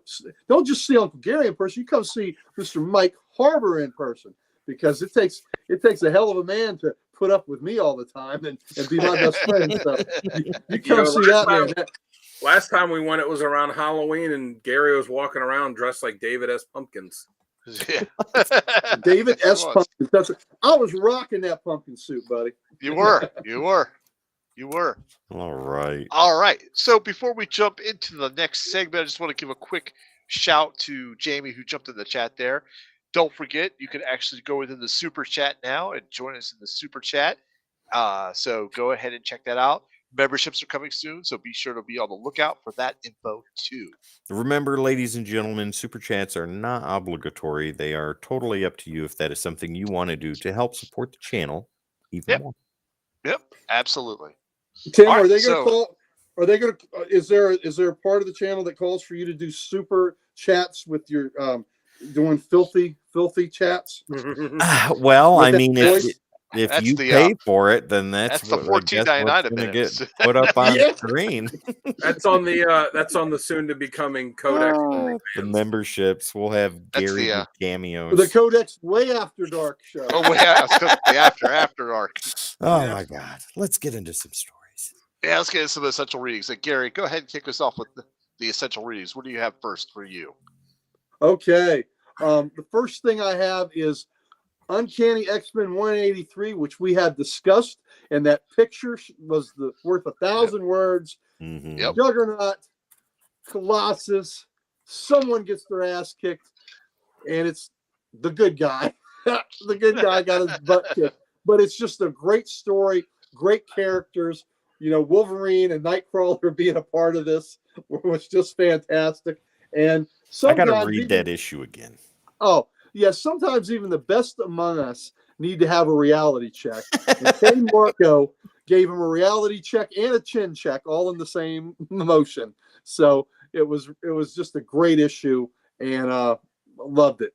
Also have X-Men number 390 and volume. These are both volume ones where he took the legacy virus and he took that sacrifice Code onto himself. Code XXX. Richard, you are absolutely right, my friend. Where he took the legacy virus on himself and sacrificed himself. You know, we talked about that earlier, where, you know, his loved ones were gone and he was going to do something for all of mutant kind at the cost of his own life. And that was the kind of self-sacrificing protector that I think is, you know, the best, that encapsulates the best aspects of this character. Oh yeah. And then the last one we have mentioned quite a bit too, and Dan had that wonderful cover where Kitty was phasing into Colossus, but the Astonishing X-Men 1 through 6, and that was Josh Whedon and John Cassidy's run. The other two runs, the X-Men 390 was Scott Lobdell, Sal LaRocca, and the 193 was Chris Claremont wrote it. John Romita Jr., Dan Green did the art shorts on that. But the Astonishing X-Men by Whedon and Cassidy, the art in is phenomenal. It's Colossus coming back from being gone, from being dead, and the reuniting with the team and with Kitty, and the best, my opinion, the best damn example ever of a fastball special. Oh so yes. Oh yeah. It's just got some really great moments. And interesting enough, this book just came out in one of the new modern, this 1 through 12 of the Astonishing X-Men just came out in one of the newer Marvel Epic collections within the past 2 weeks. Nice. We have it on the shelf at Comic Logic. Mike actually had it. Mike or I had it in our hands today looking through it. So I might so actually it's a have to new get volume. Yep. So it just And came I out, like that the Epic collections are affordable too. I agree. Yeah. Yep. All right. So Let's go with Dan. my- Let's see. Oh, sorry. Thanks, Gary. Good stories there. Dan, what's your Thank you, buddy. recommended readings? Yeah, if I can get it over there. There you go. All right, so we'll start off here. I got X-Men Colossus God's Country. Now there's two different ones. There's God's Country, which is the story that Colossus had that ran through Marvel Comics Presents when he was when he took his turn as being a main character. Marvel Comics Presents was a series that they put out that would have like one main story in it featuring a character, then a couple short backup stories. And the main story for a long time was always an X-Men character. It started off as Wolverine. Colossus had a run where he was the main character. Havoc had a run where he was the main character. And for Colossus's run, it was this God's Country story. But the one I'm recommending, it's a collected volume that's X-Men Colossus God's Country, which has that story in it, but it also has, a couple other ones. It's got 3 backup stories from classic X-Men that were focusing on Colossus, and it has a couple issues of X-Men Unlimited that also focused on him, and a couple other, one-issue stories from X-Men here or there. So that's a good collected volume to get that shows that shows a whole lot of Colossus centric stories over a long period of time. I see a lot of those Marvel Comics Presents at McKay's with Colossus in them. I'm going to start picking those up. Yeah, it's a pretty cool story where Colossus kind of goes on, into America's heartland by himself, and as always with these things, does not turn out as wholesome as they would expect. Had some good coverage for them too, and some cool backup stories. Yeah, oh yeah. Definitely. The middle one I have, it's a mini series called Colossus Bloodlines. It was a 5-issue mini series, and this took place after he had been brought back to life in Astonishing X-Men, and he was having a hard time, kind of adjusting and dealing with, what he went through and coming back to life. And he has to go to Russia to help this cousin of his who is a journalist that's in trouble, has to go help her. And then she uncovers that like all of these people are being killed all over the place and all around Russia. And she's done digging and found that all of them are like distant relatives of him, and found that they are all distant relatives descended from the same person, the famous Russian Rasputin, who Colossus is, a descendant of, and deals with that with him, and Mr. Sinister's involved, and it's just a really cool story, putting the focus solely on Colossus and him having to overcome this this plot from Sinister and Rasputin. And it delves into like Rasputin too, and kind of says, oh yeah, he was able to do all the stuff he did because he was a mutant, and the way they laid it out, like, oh yeah, okay, that's that's pretty cool. It's interesting. That almost made my list. That was a tough cut for me. Yeah. It's a cool miniseries. It is. And then the last one I have is A Skinning of Souls. It's from X-Men issue 17 to 19. It was actually one of Gary's one of his recommended covers. It's where Ileana had been brought back to life, but she's a little adolescent kid again, and she is living with his she's in Russia with his parents, and him, Colossus, and the X-Men are going just to visit because he hasn't been home in a while, so he's going to visit him, and then the X-Men are coming with him, and the Russian government goes in and they capture Ileana, and it's this whole thing with this mutant that's out of control, and Colossus ends up saving her, as you see on the cover, like that Gary had there, but their parents end up getting killed, so that's when it was down to like, all right, it's just Colossus and Ileana, like everyone else is gone, and he brings her with him back to America to live with him in Xavier's mansion. But this was another story that was very central with Colossus and Ileana and their family in Russia. Yeah, it's a good story. Nice. All right. So why don't I go next for readings? Looks like we lost Gary there for a minute. Yeah, he'll be back. All right. So I'll start off with X-Men 102. This is like pretty much his first battle with Juggernaut, if I remember right. Oh yeah. And he does lose his fight, but this fresh on the team. Fresh on the team. But the cover really depicts this a lot, and I almost chose this cover as well. But he's there fighting Juggernaut in the castle, Cassidy Castle or Cassidy Keep, and he's protecting Storm. Yep. Storm is almost. This is in the Phoenix storyline. Yeah, too, during right? the Phoenix storyline. Yeah, right in the beginning. Yep, because 101 that starts that. So Storm is kind of like cowering because I believe she's either she's very claustrophobic at this one point, and she's had some type of traumatic incident just before there, and so he's like stepping in to protect her as well. That's why I kind of like that story. You can read this separately, but it's probably best to read the whole Phoenix saga to see the total story for that. My next one up is, of course, X-Men number 390. This is where he sacrifices himself for curing the legacy virus. So the guys touched on this. I can't really expand this anymore. So Yeah, we've talked about that Yeah. at length. We have. So my last one here is X-Men number 160. This is Shoots and Ladders. This is a Chris Claremont deal, and so There he yeah, is. there he is. He's back now. Thank There you. he is back. There we are. There we are. So don't worry, Gary. You're next. You're next. So this kind of story kind of like shows how protective he is of his family in Ileana, and Mhm. she gets threatened much more by the demon Belisco that runs Limbo, and his horde of demons are looking for her, and he has to fight them off with his ex buddies as well. And so X-Men number 160 is a great, I guess I want to say a great supernatural issue, you might say, because it has to do with Belisco and the demons and his protection of his sister. So that's why I like this one. Yep, very All good.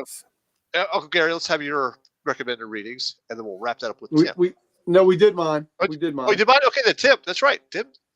Then let's have yours. I'm sorry. So enjoy Gary's There for you a go. second, Just for a ladies second, and man. gentlemen. And now It's twice as My My nice. when you look apologies. at- My Yep. apologies, Gary. I didn't realize you already went. Okay, so right down at the bottom, Dan has talked about this at length. We all have talked about this at length. The Cassidy and Whedon Astonishing X-Men Volume 3. Ladies and gentlemen, that is definitely worth the read. The first couple of storylines, it's absolutely fantastic. Like I said, we've talked about it pretty much since the beginning of the show, so I don't think much more needs to be said about that. Yeah. It is some of the best X-Men story that you'll ever read. Right there in the center, let's go with his first appearance, Giant Size X-Men number 1, where he comes in along with a bunch of other characters. I mean, Wolverine joins the team. You get introduced to Storm and Nightcrawler. Banshee joins the team. It's Thunderbird. absolutely amazing. Deadly Genesis, Yeah. Thunderbird. Yeah, Sunfire. you can't go wrong. Giant Size X-Men is a cornerstone in X-Men history and a must read for any X-Men fan, let alone a Colossus fan. You got to see where it It's a started. milestone in comic then- history. Yeah, Yeah, exactly. great pick. I almost picked that too because it is so important. Yeah. Yep, definitely. Yeah, but the one that I think is important for Colossus is the Fatal Attraction storyline, and that crosses over all of the X titles that were going on at the point: Uncanny, Self-Titled, X-Force, X Factor, Excalibur, all of it, all and derivations, Colossus. Yeah, Colossus has a major turning point here. This, like Dan said, a lot of things had happened to Colossus up to this point. What, his sister had died, other things had taken place, like he was stuck in his armor, couldn't shift back into human form, and he was becoming more and more jaded with Xavier's vision, and Eric's vision was more and more appealing to him. But you have to read the story, because that was a huge jaw-dropping moment when at the end, after all of this had happened, the adamantium had been pulled out of Wolverine and all this other stuff, and Magneto's ready to go, and Colossus is like, I'm going to go with you. Yeah. What? Oh my God. How? What? No, why? And it's just such an amazing part of Colossus's history that I think it's a must read. Definitely. Okay. So I guess that's it for this segment. Oh, well, I was And going to say, since nobody put in there, I'll throw an honorable mention out. It was a 4-issue miniseries called X-Men Liberators that was Colossus, Nightcrawler, and Wolverine, and it took place shortly after that one storyline I had on there, Skinning of Souls, where they're dealing with that, and Colossus going back to Russia, and Wolverine and Nightcrawler go with them. It's just a fun kind of story to read, because I think the relationship between those three is one of the best ones in all of the X-Men, and it shows, it'll like have scenes of them when they all first joined the X-Men together, and then the current day story. So that's kind of a fun one to read too. Definitely. I agree. All right. So let's go ahead and jump to our next segment, which is Best Writer and Artist. And I guess I'll go first on this one. Okay. There's been a lot of really to choose from, and any of them are going to be the right answer. I don't think there'll ever be a wrong answer in this one, unless it's Zeb Wells, and that's I was going to say, unless the wrong. That's the wrong answer, definitely. If you want to go with the wrong, For everything. But for writer, I went with Chris Claremont. He is my guy. He's on my Mount Rushmore for writers, as you can see in my background. And for artists, I actually went with Dave Cockrum. So I like the way he was old drawing school with him. So yeah, definitely. Okay, Dan, how about you? My number one is Chris Claremont with Joss Whedon in there too, because I like the way Whedon wrote him in Astonishing X-Men when he came. I have to agree with that. Because he did a really good job of writing, of showing, what Peter was going through coming back, the way that he came back and having to adjust to everything. Pam says burn. For good artists, also for Astonishing X-Men, for artists, I have to give an honorable mention to John Cassidy, because he drew a good-looking Colossus and had some really, amazing, badass covers and splash pages of him. But again, and I did this for other X-Men characters, and I just got to do it again. It's a tie between John Byrne and Jim Lee. Jim Lee did a good pay the dog stuff tax. there too. Yeah, I mean, Andy Kubert's done a good Colossus. Like I said, John Cassidy's done a good one, but Willis Portasio, but John Byrne, Dave Cockrum, I mean, he created him. He was fantastic. But let's pay the dog tax. There you go. Look at that. What's the dog's choices? Her choices are Chris Claremont and John Byrne. Yeah, I mean, Byrne just got those are that classic look, and then look at that luxurious coat, and the dog's is nice too. She is well taken care of. She is spoiled, and it's hard to beat Jim Lee's take on anyone. So, thank you, Big Marv. She is a big brat, and she is spoiled rotten. But she's good choices, Dan. I totally agree with you on Jim Lee's art too. Yeah, Paul Smith was good too. Yep, that's really a very realistic hand puppet. Thank you, ladies and gentlemen. It's the dog tax. You got to pay it when it comes in. Yeah. All right, Tim. What do you got? Okay, so I think it goes without besides the dog. Yeah, I think it goes without saying that Chris Claremont should be the only choice for writer. However, I'm going to throw a curveball to you guys, and I think with this gentleman's work on The Question, I think he would be awesome to write a Colossus story, and that would be Denny O'Neil. Wow. Okay, very good. Yeah, I think that if he were still around, I think that would be a fantastic story. Tim, Denny O'Neil would be great to write any story. Yeah, exactly. I agree with that 100%. But the work he did on The Question leads me to believe that he's the answer. He wrote yes. If he wrote a 4 to 6 issue Colossus story and pair it with Andy Kubert's artwork, it would be fantastic. I think what do good is take the Mad Ghost team, take Jeff Johns and Gary Frank. I'd love to see them do a Colossus story. But they could too. So yeah, those are my choices. Claremont is the obvious, but Denny O'Neil is my wish list with Andy Kubert. Nice that. Like that. All right, Uncle Gary, what you got? Well, I think we gotta. You can see she's going. You can see this one, Chris Claremont. All things X-Men. It begins. It begins with him, especially of the new X-Men era, and what Chris Claremont did with those characters. And we have to give Len Wein a great shout out for Giant-Size X-Men 1 was him. But Chris Claremont, where he took those characters, what he did with this team was just phenomenal. And I have to go as much, and again, like y'all, I want to give a shout out to what Joss Whedon did on that run. That was so good. And what John Cassidy did on that run. And love to Dave Cockrum, but it's John Byrne for me. It's absolutely John Byrne. That Claremont Byrne run is easily within the top 5 all-time runs of any comic at any time. Yeah. in history. Burn established what Colossus should Yep. look Yep. like. Yeah. Oh yeah. So those are Great my choices. guys.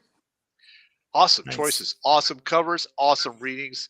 Awesome badass moments, guys. This has been a great episode. Mhm.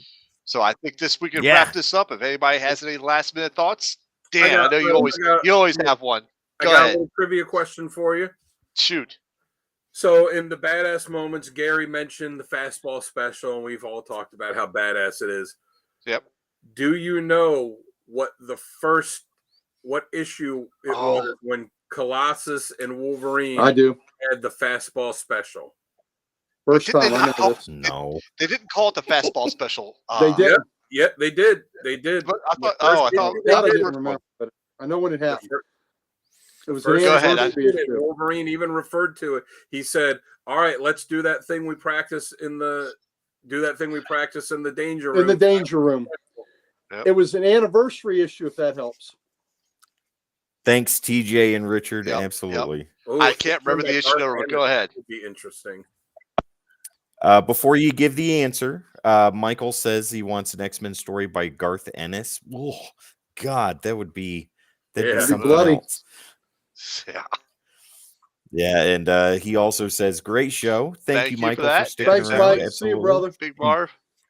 And Big Marv says, "Never disappoint on great Thank you. content." Now, Pam gives an answer. I'm not going to put it up until we get an answer, but I don't know what it is. Well, I can't think of it. It's an anniversary issue. I know that. I can't think of what it is. Okay, if my recollection is right, it should be 100. That is correct. Okay. And for bonus Oh, point, Pam said do 102. you remember what or who Colossus was throwing Wolverine at? And 100. Eric the Red? No, it was not. I Eric was just Red. gonna not say Eric the that. Red. I don't remember that. Let me see if I see No, the cover. I can see the cover. Maybe I'll remember. Black Tom No, Cassidy. not Black Tom. Shoot, then I have no clue. It was the cover when it was the current X-Men and Versus the old robot. It facing was a Clash cover. It was a Clash, Clash cover. cover. Yep. But they weren't the real old X-Men. They were like robots. robots done by Arcade or something like I that. have no idea. Oh, he threw him at Xavier. He threw him at the Xavier, right? No. Because he knew. You were so He was like, passionate I about got that it. answer, Sal. I have it with because it. Wolverine's senses kicked in. He's like, "Oh, I know this is not so and so. This is not Charles Xavier, whoever it was." And he just like, Listen, destroyed he was him like that. afraid. He was afraid that Alpha Flight was going to come and get him, so he was throwing him to the Canadian border. Richard, yes, Yeah, that is with the the exact number one answer. He fan. threw him at number Number one one fan. fan. He threw him know at what? Zeb Wells. He threw him at Hulk 180 to get him back into that. Oh my Threw him back to God. Hulk 180. What's the answer, he Dan? threw him at Angel, or the robot Angel. Angel. Robot Angel. Is that the one he Well, there we trashed go. because his senses told him it wasn't the real one? Yeah, it was when they were fighting all the Right, the but Colossus yeah, got like, knocked into a wall or something. And Wolverine was there, and he's like, "All right, come on, get up." He's like, "All right, let's practice that. Just like we practiced in the danger room, the fastball special." And then he throws him at Angel. Remember that special thing Nice. you do where you palm my ass? Could you do that again? that's what She-Hulk said. That's what She-Hulk said. She's like, just do the fastball special Wolverine. She's like, you got a tight butt. He's like, we don't talk about that. Oh yeah, yeah. We don't talk about like that Just with the fastball throw special. me. There you go, TJ. Hulk 180, baby. That's for you. Absolutely. Hulk 180. That's the end all be all books. Nice. Right on. Perfect All right. bookend for a great episode. Indeed. Well, thank Whose you pick guys. was Thank this? you. Whose pick was This this? was my pick. This was my pick. Okay, good pick. Nice pick. Yeah. Thank you. Thank you very much. Appreciate that. Thank you to everybody in the chat. You guys have been amazing in the chat. Thank you so much for participating. And thank you guys for all the info that you've given tonight. It's been awesome. So I hope everybody has a 9.8 day. I hope everyone has a Hulk 180 day. See you, And we TJ. will catch you next week. I can't hit end until I hear it. Make He's sure gonna- you don't have any gaping holes going on. Oh, Because Colossus will tear you a new one. I hope so. By Lord. Yes, he will. He'll fill those gaping holes up with that fastball special. Iron Ladies fist. and With that iron fist. With an iron Ladies and fist, baby. gentlemen, we love you so very much. Enjoy your Good night. gaping holes too until Saturday. Ooh, and then we'll enjoy them. Oh my God. Here we go. Bye. See you